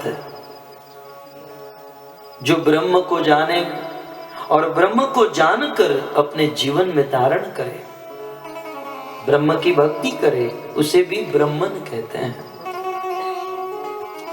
जो ब्राह्मणों की सेवा करे उसे भी ब्राह्मण कहते हैं। कुल मिलाकर महाराज परीक्षित कहते हैं, हे ब्राह्मण, ब्राह्मण कृष्ण कथा पुण्या। सुखदेव जी, ये कृष्ण कथा जो है पुण्या, परम पवित्र है। अतः कृष्ण कथा सुनने वाला व्यक्ति भी परम पवित्र बन जाता है। कृष्ण कथा की महिमा बता रहे हैं। ब्रह्मन कृष्ण कथा पुण्या। संस्कृत इतना हार्ड नहीं है, बिल्कुल सरल है यदि ध्यान से सुने। सुखदेव जी, कृष्ण कथा परम पुण्य है, परम पवित्र है। यदि कोई व्यक्ति इस कृष्ण कथा का आश्रय लेता है, यदि कोई व्यक्ति इस कृष्ण कथा को सुनता है, तो कितना भी पापी व्यक्ति भी पवित्र बन जाता है। कृष्ण कथा, मान लो यदि कोई प्रश्न पूछे कृष्ण कथा पवित्र क्यों है? क्योंकि भक्त तो कृष्ण स्वयं पवित्र है। भगवत गीता में अर्जुन ने कहा पवित्रम परमम भवान। हे कृष्ण, इस संसार में सबसे अधिक पवित्र मुझे आप दिखाई दे रहे हो। और शास्त्र में ऐसा लिखा है, प्रभुपाद कहते हैं कि कृष्ण कथा में और कृष्ण में कोई अंतर नहीं है। There is no difference between Krishna and Krishna कथा। दोनों एक है। इसलिए जब श्रील प्रभुपाद आज से 50 वर्ष पूर्व वैसे भारत में रहते थे, प्रभुपाद के हृदय में करुणा उत्पन्न हुई कि मैं इस संसार के दुखी जीवों को सुखी करूंगा, इस संसार के जीवों का उद्धार करूंगा। प्रभुपाद ने सोचा कि आज पूरी दुनिया अमेरिका को फॉलो कर रही है। आज पूरी दुनिया में अमेरिका सबसे आगे है। सब अमेरिका की संस्कृति को फॉलो कर रहे हैं। यदि इस कृष्ण का प्रचार अमेरिका से शुरू करूं तो पूरी दुनिया उसे ग्रहण करेगी। यह सोचकर श्रील प्रभुपाद ने निर्णय लिया। कई बार कुछ लोग ऐसा सोचते हैं ये इस्कॉन जो है विदेशी संस्था है, ये इस्कॉन अमेरिकी संस्था है। बिल्कुल गलत। इस्कॉन के फाउंडर आचार्य भारतीय है। इस्कॉन में जिसकी भक्ति होती है राम और कृष्ण, ये भी भारतीय है। इस्कॉन में जिस ग्रंथ का प्रचार होता है भगवत गीता, भागवत और रामायण, ये भी भारतीय है। हाँ, ये बात सही है कि इस इस्कॉन से विदेशी लोग प्रभावित हुए और वह अपने अपने पाप को छोड़कर शुद्ध भक्त बन गए, लेकिन संस्था भारतीय है। श्रील प्रभुपाद ने सोचा कि लोग अमेरिका को फॉलो करें, यहां तो पता नहीं भक्तों, भारत में अंधी परंपरा चली है, अंधा अनुकरण। अमेरिका में 0 डिग्री 2-5 डिग्री तापमान में यदि कोई शूट पहने, ब्लेजर पहने, शॉर्ट्स पहने, टाई पहने, ये स्वाभाविक है क्योंकि ठंड है, ये सब पहनना ही होगा। लेकिन भारत में 45 डिग्री में खड़े खड़े कोई शूट बूट पहनकर निकले, ये अंधा अनुकरण नहीं तो और क्या है? अंधा अनुकरण। श्रील प्रभुपाद जानते थे कि लोग अमेरिका को फॉलो कर रहे हैं, यदि अमेरिका से प्रचार करूं तो पूरी दुनिया इसे स्वीकार करेगी। इसलिए वह संत आज से 50 साल पहले भारत से अमेरिका गए। उस समय उनके पास न तो कोई धन था, अमेरिका में न कोई पहचान थी, मात्र जेब में 40 रुपये थे। आज आप लोग 40 रुपया लेकर यहां से एयरपोर्ट भी नहीं जा सकते, और वो भारत से अमेरिका जाने की सोच रहे थे। हृदय में भगवान बैठे थे। सुमति मुरारजी ने एक जलदूता नाम के कार्गो जहाज की टिकट दे दी। मालवाहक जहाज में श्रील प्रभुपाद बैठे भारत से अमेरिका जाने के लिए। 1 महीने तक वह जहाज पानी में चला। मुंबई से आए, पता है 5 घंटे बैठे तो कितने परेशान हो गए, 3 घंटा सोना पड़ा घर जाकर। आज गए थे, 1 1 महीने तक वह जहाज, और उस समय प्रभुपाद 70 साल के थे। हार्ट अटैक हुआ, नर्वस हो गए। श्रील प्रभुपाद ने सोचा कि मैं बूढ़ा अमेरिका के लोगों को कैसे प्रचार करूंगा जो रात दिन नशे में चूर है, शराब पीते हैं, मांसाहार करते हैं, अनेकों प्रकार के पाप करते हैं। उन पापियों को मैं कैसे पवित्र करूंगा। प्रभुपाद के मन में यह शंका हुई। उस समय उन्होंने एक सुंदर भजन लिखा, बड़ो कृपा कोइले कृष्ण अध मेरे प्रति, किला किया नीले हेता जाने के गति। श्रील प्रभुपाद के मन में जब शंका हुई कि मैं उन पापी जीवों को कैसे पवित्र करूंगा, तब प्रभुपाद को भागवत का यह श्लोक याद आया। बोले मेरे में तो ऐसी कोई ताकत नहीं है कि मैं किसी को पवित्र करूं, लेकिन अमेरिका जाकर लोगों को भागवत सुनाऊंगा। भागवत में यह शक्ति है, क्योंकि यह भागवत परम पवित्र ग्रंथ है। शुण्वता स्वकथा कृष्ण पुण्य श्रवण कीर्तना, हृदि अंतस्थो हि भद्राणि विधुनोति सुहत्सता। श्रील प्रभुपाद को यह याद आया, शुणोताम स्वकताम कृष्ण। जब कोई व्यक्ति भागवत सुनता है कानों के माध्यम से, जब कोई भागवत सुनता है, नींद आ रही है, पानी पी नो आवता हो तो आपको दिवस घरे पड़ा रहता हो तो पी लो पानी पी लो, अभी नहीं आएगी। हरे कृष्णा कृष्णा कृष्णा नीचू नो जो तुम्हारी हमें दे दो।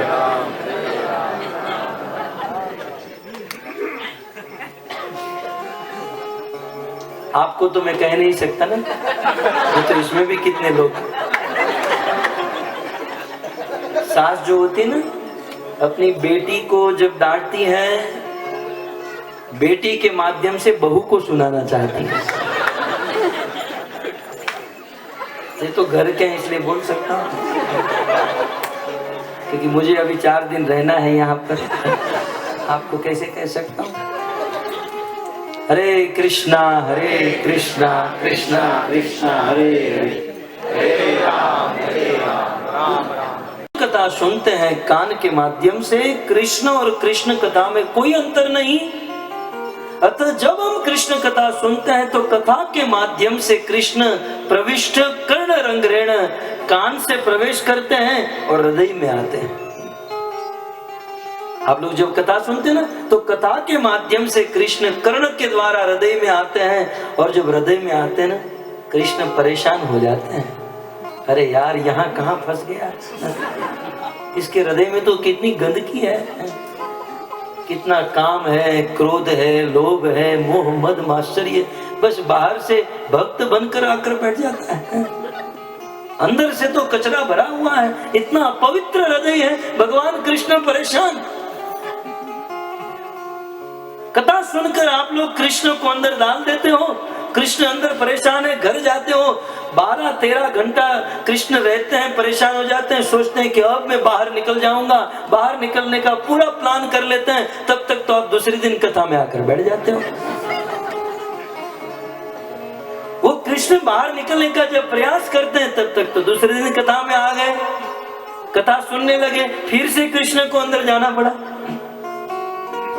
फिर से घर चले गए, बिजनेस में झूठ शुरू हो गया, गलत खाना शुरू हो गया, गलत बोलना शुरू हो गया। कृष्ण सोचा कि अब मैं यहाँ नहीं रहूंगा। जैसे ही बाहर निकलने का प्लान करते हैं, तब तक तो तीसरे दिन की कथा में आकर बैठ जाते हैं। कृष्ण बार बार, क्योंकि ऐसे अपवित्र हृदय में परम पवित्र भगवान कैसे रह पाए, इसलिए वे तो निकलना चाहते हैं, लेकिन भक्त बार बार कथा को सुनते रहता है।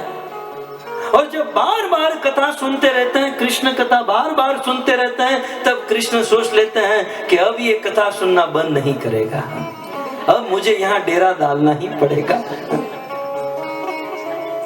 अब फाइनल कृष्ण इस प्लेटफॉर्म पर आ जाते हैं कि इसने कथा सुनने का संकल्प कर लिया है, अब ये मेरी कथा अपने जीवन भर नित्यम भागवत सेवया करता रहेगा, इसलिए अब मुझे इसके हृदय में डेरा डालना ही पड़ेगा, रहना ही होगा। लेकिन ऐसी गंदगी में मैं कैसे रहूं जहां कचरा ही कचरा भरा हुआ है। अतः अब जब फाइनल निर्णय ही हो गया कि यहाँ रहना है, तो कृष्ण अपने हाथ में झाड़ू लेकर उस भक्त के हृदय को साफ करते हैं। हमारे अंदर यह ताकत नहीं है कि हम अपने आप से पवित्र हो जाए। अपुण्यमाणम अचलम प्रविष्टम। कोई कितना भी अच्छा स्विमर, कोई अच्छा कितना भी अच्छा तैरना जानता हो, महासागर में यदि कोई फंस जाए निकल नहीं सकता है। कब तक तैरेगा? कोई कितना हो शक्तिशाली हो, वो अपने आप अपनी शक्ति से अपने इंद्रियों के बलबूते पर पवित्र नहीं हो सकता जब तक उसे भगवान मदद ना करे। इस प्रकार से भगवान मदद करते हैं। कृष्ण कथा सुनते रहे, कृष्ण हृदय में आते हैं और कृष्ण भक्त के हृदय को धोना शुरू करते हैं। सुत जी कहते हैं, हृदि अंतस्थो हि भद्राणि विधुनोति सुहत्सता। हाथ में झाड़ू पोछा लेकर कृष्ण भक्त परम पवित्र है। पापी से पापी व्यक्ति भी इस कृष्ण कथा को सुन ले तो वह भी पवित्र हो जाता है। माधवी लो कमलापहा। संसार के जितने भी लोग हैं उनके मल को दूर करने वाली है कृष्ण कथा। हृदय के सारे दोषों को मुक्त कर देती है, हृदय के सारे रोगों को मिटा देती है। कृष्ण कथा को महाराज परीक्षित ने इसी भागवत के 10वें स्कंद के प्रारंभ में औषधि कहा। निवृत्त तर्षे उपगीयमाना भव औषधाचो मनो विराम। भव औषधात कृष्ण कथा भवसागर के मनुष्य के रोगियों के लिए औषधि के समान है। छोटा मोटा रोग हो, डॉक्टर के पास जाकर दवाई लेकर ठीक हो सकता है, लेकिन भक्तों हम सबको एक बहुत बड़ा रोग लगा है और वह है भव रोग। भव रोग, बार बार मां के गर्भ से जन्म लेना और बार बार जन्म मृत्यु जरा व्याधि के चक्र में फंसकर मरना, बार बार जीना मरना, इसे भवरोग कहा जाता है। और ऐसे भवरोग से यदि मुक्त होना है तो सबसे बड़ी औषधि है कृष्ण कथा। कृष्ण कथा सुनकर आदमी बार बार जन्म मरण के बंधन से मुक्त हो जाता है, भवरोग से मुक्त हो जाता है। मन में प्रश्न हो सकता है कि साधारण रोग हुआ हो और हम दवाई लेते हैं, कितनी कड़वी होती है, तो इतने बड़े भवरोग को मिटाने वाली दवाई औषधि कितनी कड़वी होगी। परीक्षित कहते हैं कि यद्यपि ये औषधि बहुत बड़े रोग को मिटाती है, यद्यपि ये बहुत बड़ी औषधि है, लेकिन पीने में अत्यंत मधुर है। इसलिए यहाँ पर बहुत सुंदर शब्द दिया, माधवी लोक मलापहा। माधवी, माधवी माने अत्यंत मधुर है, मधु के हनी के समान। कृष्ण कथा पवित्र है, पुण्य है, सभी रोगों से मुक्त कराने वाली औषधि है और साथ ही साथ मधुर है। अत्यंत मधुर। क्या आपको यह कृष्ण कथा मधुर नहीं लग रही? इतनी मधुर लग रही है, इतनी मधुर कि नींद आ जाती है।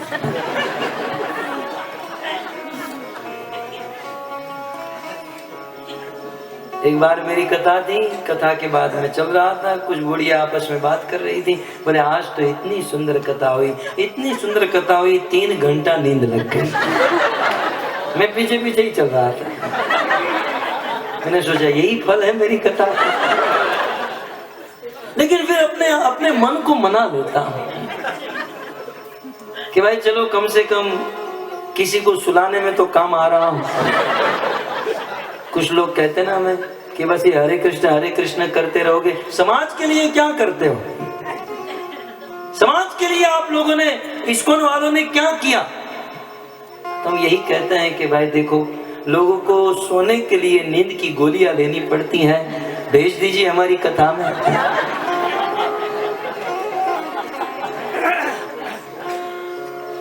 कई बार समाज वाले कहते हैं क्या समाज सेवा, कौन सी आप लोग समाज सेवा करते हो कि नहीं, केवल हरे कृष्ण करते हैं? मैं अक्सर कहता हूँ आपके सास और ससुर को 3 घंटा संभाल के रखता हूँ, ये आपकी समाज सेवा नहीं। कम से कम 3 घंटा तुम लोग जो खाना है, पीना है, टीवी देखना है। कितनी बहू बेटियों का आशीर्वाद मिलता होगा कि चलो सास गई, कम से कम 3 घंटा तो गई। मेहरा जी इनको तो 7 दिन लेकर आया हूँ।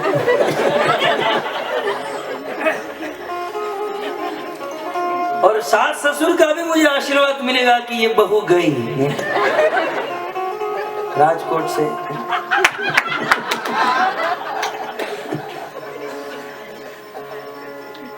खैर, मैं मन को तुरंत मना भी देता हूँ कि चलो भाई सोने के लिए तो हम काम में आ रहे हैं, और कुछ तो नहीं। खैर भक्तों, ये कथा सोने के लिए नहीं, सोए हुए को जगाने के लिए है। हमारे वहां भक्त है सार्वभौम प्रभु कहते हैं मैं 2 मंत्र जानता हूँ, एक ऐसा मंत्र जगे हुए आदमी को सुला देता हूँ। तो पूछा बताइए कौन सा मंत्र? बोले ओम नमो भगवते वासुदेवाय। यहाँ कथा शुरू होती है, आदमी वहां सोना शुरू। बोले दूसरा मंत्र ऐसा है कि आदमी कितनी भी घोर नींद में सोया हुआ हो, उठकर दौड़ने लगे। बोले वो कौन सा? महाप्रसाद गोविंद। 5 मिनट के बाद यहाँ भी वही होने वाला है, आदमी अनाउंसमेंट भी नहीं सुनेगा। कितनी ताकत है इन मंत्रों में। खैर, माधवी लोक मलापहा। मैं तो ये कह रहा था ये कृष्ण कथा मधुर है, अत्यंत मधुर है भक्तों। वास्तव में जो रसज्ञ है, कथा समझने वाला व्यक्ति हो, यदि दिल हो तो कथा में आदमी सो नहीं सकता। यदि दिल हो और इस दिल में रसों की अनुभूति हो तो आदमी कथा छोड़ने की इच्छा नहीं कर सकता। कौन है, यहाँ तो प्रश्न उठाया गया, इस संसार में ऐसा कौन है जो कृष्ण कथा सुनना नहीं चाहेगा? परीक्षित की दृष्टि से तो यह लग रहा है कि दुनिया के सब लोग ये सुनेंगे। हाँ, एक प्रकार के लोग जिसका हृदय पत्थर दिल है, जिसके दिल में कोई अनुभूति ही नहीं, वो लोग नहीं सुनेंगे। लेकिन थोड़ी भी अनुभूति है, वह कृष्ण कथा सुने बिना रह नहीं सकते। अरे गोपियों के लिए तो कृष्ण कथा ही जीवन है। रासलीला के प्रसंग में भगवान कृष्ण रासलीला करते करते गोपियों को छोड़कर चले गए, और कृष्ण के विरह में गोपियां पागल सी हो गई, कृष्ण को खोजने लगी। हाँ कृष्ण कहाँ हो आप, कहाँ हो? जैसे मछली के लिए जल ही जीवन होता है। समंदर में अनेकों जीव रहते हैं, जल में अनेकों जीव रहते हैं, मगर भी जल में रहता है, कछुआ भी जल में रहता है, लेकिन जल से वास्तविक प्रेम तो मछली का है, क्योंकि मगरमच्छ बिना जल के रह सकता है, कछुआ भी बिना जल के रह सकता है, लेकिन मछली को आप जल से निकाल दो, वह तड़प तड़प कर अपना प्राण त्याग देगी। जल से बाहर करके मछली को आप कुछ भी दे दो, कितना अच्छा भोजन दे दो, उसे झूले पर झुलाओ, टीवी दिखाओ, उसे कुछ नहीं सुहाएगा। ठीक उसी प्रकार जैसे मछली के लिए जल ही जीवन है, वैसे गोपियों के लिए कृष्ण ही जीवन है। मछली के लिए जल ही प्राण है, वैसे गोपियों के लिए कृष्ण ही अपने प्राण है। और ऐसे प्राण प्रिय कृष्ण जब गोपियों को छोड़कर चले गए, गोपियां रोने लगी, कृष्ण तुम कब आओगे? गोपियों ने सोचा कृष्ण को बुलाने के लिए, कृष्ण को प्रकट करने के लिए गीत गाना होगा। जय जन्मना ब्रज श्रयत इंदिरा शश्वदत्रहि दायित दृश्यता दीक्षुतावका त्वयि गृता सव त्वां विचिन्वते।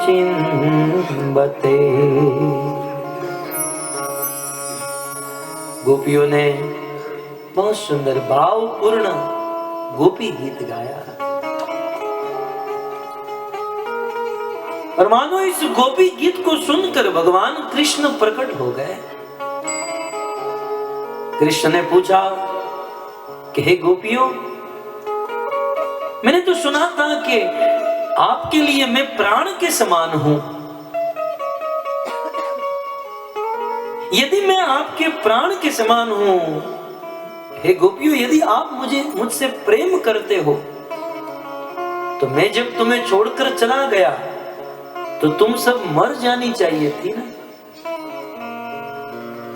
पानी को छोड़कर मछली अपना प्राण त्याग देती है, क्योंकि मछली का पानी से प्रेम है। यदि तुम्हारा मुझसे प्रेम है और मैं दूर हो गया, तो तुम्हारे प्राण भी निकल जाने चाहिए। अब तक तुम सब जीवित हो, इसका कारण क्या है? कृष्ण ने पूछा। जब कृष्ण ने गोपियों को जीवित रहने का कारण पूछा, गोपियों ने बहुत सुंदर कहा कृष्ण, हम तो कब की मर गई होती। कृष्ण, आपके विरह में हमने कब के प्राण त्याग दिए होते, लेकिन कृष्ण आपके विरह में आपकी कथा हमें जिला रही है। आपकी कथा सुनकर हम जीवित हैं।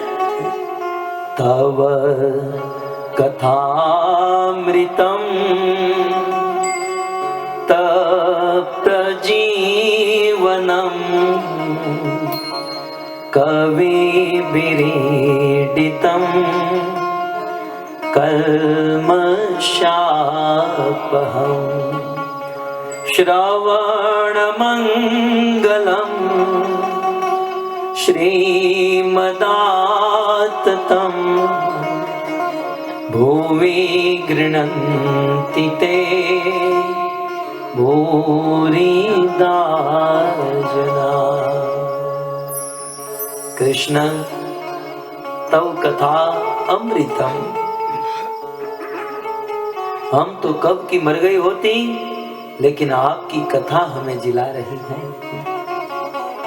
कृष्ण के भक्तों के लिए कृष्ण की यह कथा ही जीवन है। भक्तों, कथा ही जीवन है। जैसे आज यदि कोई मनुष्य भोजन ना करे तो उसके शरीर का पोषण नहीं हो सकता, वैसे यदि कोई भक्त कृष्ण कथा न सुने तो उनकी आत्मा का पोषण, उनकी भक्ति का पोषण नहीं हो सकता। ये कथा भक्तों की भक्ति को जीवित रखने वाली है, भक्तों की भक्ति को पोषण देने वाली है।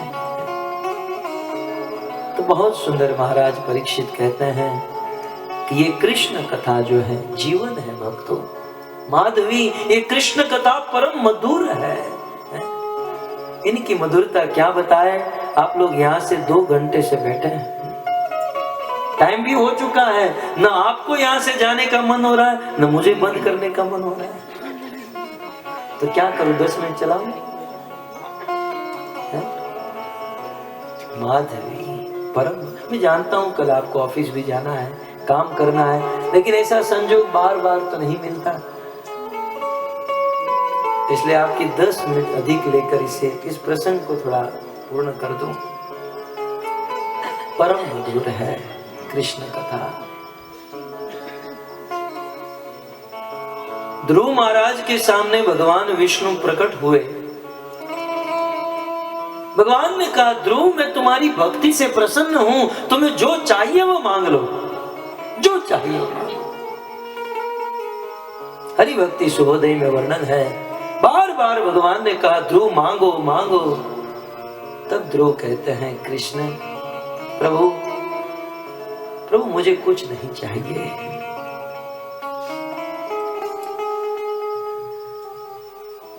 स्वामी कृतार्थ अहम वरम न याचे, क्वाचन विचिन्वन अपि दिव्य रत्नम, स्वामी कृतार्थोस्मि वरम न याचे। मुझे कुछ नहीं चाहिए, मुझे कुछ तो मांगो। ध्रुव इस संसार में बहुत दुख है, कष्ट है, स्वर्ग मांगो, वैकुंठ मांगो। प्रभु मुझे न स्वर्ग चाहिए न वैकुंठ, मुझे कुछ नहीं चाहिए, आपको देना ही है तो वरदान दीजिए, आपके भक्तों के बीच में बैठकर आपकी कथा सुनता रहूं, मुझे आपकी कथा चाहिए। लेकिन ध्रुव तुम्हें कथा तो मिलेगी, लेकिन संसार के दुखों से मुक्त होने का कुछ उपाय तो मांग लो। ध्रुव ने बहुत सुंदर कहा, बहुत सुंदर स्तुति करते हुए कहते हैं कि प्रभु मैं जानता हूं कि संसार में दुख है, दर्द है, लेकिन जब आपके भक्तों के बीच में बैठकर आपके शुद्ध भक्तों के मुख से कथा सुनता हूं ना, उस कथा में बहुत मधुरता होती है। माधवी लोकमलापहा,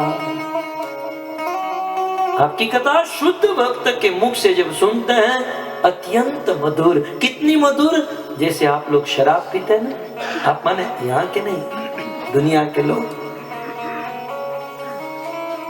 मैं अभी आ रहा था फ्लाइट से, मेरी बाजू में बैठा था, 8 डिब्बा पी गया,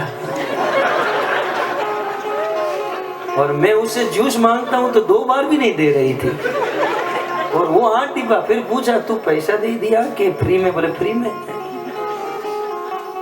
शराब का कैंटीन। फिर मैंने पूछा कि पीते क्यों हो आप, पीने का कारण क्या है? खैर संसार में लोग, अब कुछ लोग तो गाते ना, पिया नहीं पिलाई गई है।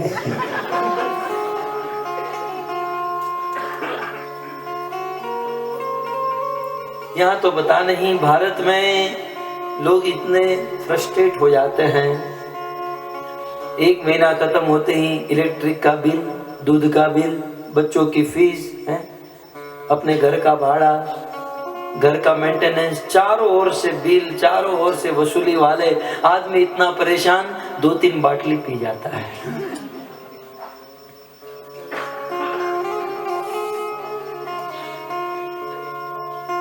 और बहुत बहुत शराब पी जाता है तो फिर वो शराब का नशा चढ़ता है। और जब आदमी को नशा चढ़ता है, गटर के पास सोया हुआ है, लेकिन अंदर से तो ऐसा लगता है पूरी दुनिया का राजा मैं ही हूं। जितनी देर तक वो शराब का नशा रहता है उतनी देर तक वे सारे दुख जो है विस्मृत हो जाते हैं, सारे दुख वो भूल जाते हैं। लेकिन जैसे ही शराब का नशा उतरा फिर से दुख शुरू हो जाते हैं। बताइए शराब का नशा कितनी देर तक रहता है? 2 घंटा, 5 घंटा, 10 घंटा, महंगी से महंगी होगी तो 15 घंटा, कोई देसी पिएगा तो 20 घंटा। शराब का नशा 2, 5 या 10 घंटे तक रहता है। लेकिन यदि कोई कृष्ण कथा सुन ले तो कृष्ण कथा का नशा जीवन भर तक रहता है। आदमी जीवन भर तक संसार के सारे दुखों से मुक्त हो जाता है। शराब का नशा करने वाला व्यक्ति जीवन में भी दुखी, मरने के बाद नरक। लेकिन कृष्ण कथा सुनने वाला व्यक्ति इस जीवन में भी सुखी और मृत्यु के बाद भगवान का धाम वैकुंठ। अतः कृष्ण आप मुझे आशीर्वाद दीजिए कि मैं आपकी कथा सुनता रहूं। कृष्ण कथा अत्यंत मधुर है। महाराज परीक्षित कहते हैं कोनो तृप्येत शृण्वा। इस संसार में ऐसा कौन है कि मुत्य न्याय से महाराज परीक्षित कहते हैं कौन है इस संसार में जो इस कृष्ण कथा को सुनकर तृप्त हो जाएगा? कौन है जो इस कथा को सुनकर तृप्त होगा? कृष्ण कथा को जितना सुनो उतना और आनंद बढ़ते जाता है, और आनंद बढ़ते जाता है। ये तो वक्त बैठने की प्रैक्टिस नहीं है। हमारा भोजन कुछ बिगड़ चुका है, जीवन कुछ बिगड़ चुका है। यदि यह जीवन ठीक हो तो कृष्ण कथा से खड़ा होने का मन ना हो। कौन तृप्येत? इस संसार में कौन है जो कृष्ण कथा से तृप्त होगा? अर्थात कोई नहीं होगा। यह शृणोताम रसज्ञानाम स्वादु स्वादु पदे पदे। इस कथा का आनंद दिन पर दिन बढ़ते जाता है, बढ़ते जाता है। और श्रुतज्ञ और जो सुनने का आती है, जो सुनने में प्रवर है, वह तो कभी कृष्ण कथा को छोड़ ही नहीं सकता। क्यों? कुछ लोग कह सकते हैं कृष्ण कथा बार बार सुनने से वो पुरानी नहीं हो जाएगी। तब परीक्षित कहते हैं श्रुतज्ञ नित्य नूतना, श्रुतज्ञ नित्य नूतना। कृष्ण कथा जितनी बार सुनोगे उतनी बार नित्य नवीन लगेगी। नित्य नूतना, ये नित्य नवीन लगती है। संसार के गाने आज नए हैं लेकिन 2-5 साल के बाद वो ओल्ड सॉन्ग हो जाते हैं। लेकिन कृष्ण कथा जितनी बार सुनेंगे उतनी बार नित्य नूतना। अमार माधुर्य नित्य नव नव हरि। जिसे भगवान नित्य नवीन लगते हैं। कृष्ण का दर्शन मंदिर में जितनी बार करोगे उतनी बार कुछ नया भी हर बार कुछ नई लगती है, कुछ नहीं दिखाई देती है। इस प्रकार महाराज परीक्षित ने कहा ये कृष्ण कथा ही नित्य नूतना है। वैसे रोज सुबह उठकर हम लोग न्यूज़पेपर पढ़ते हैं। हम लोग माने मैं तो आज तक नहीं पढ़ा, लेकिन क्या आप लोग को बुरा न लग जाए इसलिए कहना पड़ता है। हम लोग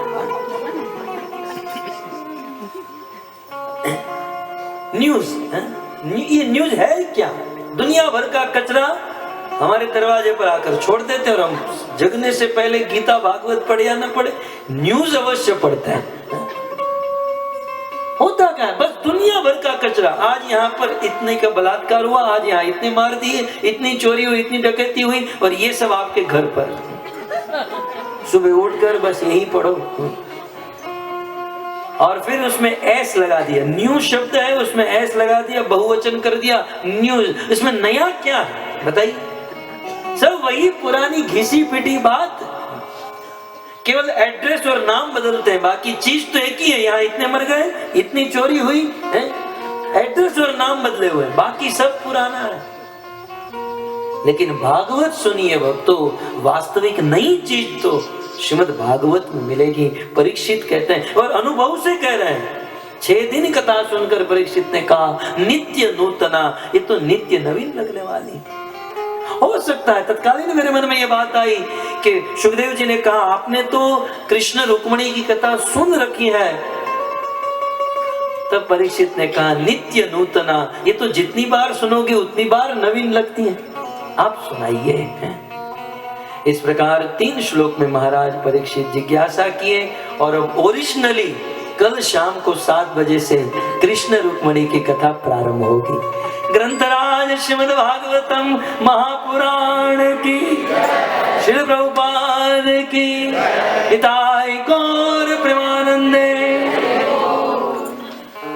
कीमती समय निकाल कर बड़ी दूर दूर से यहाँ कथा श्रवण करने हेतु आए, आप सभी भक्तों का धन्यवाद।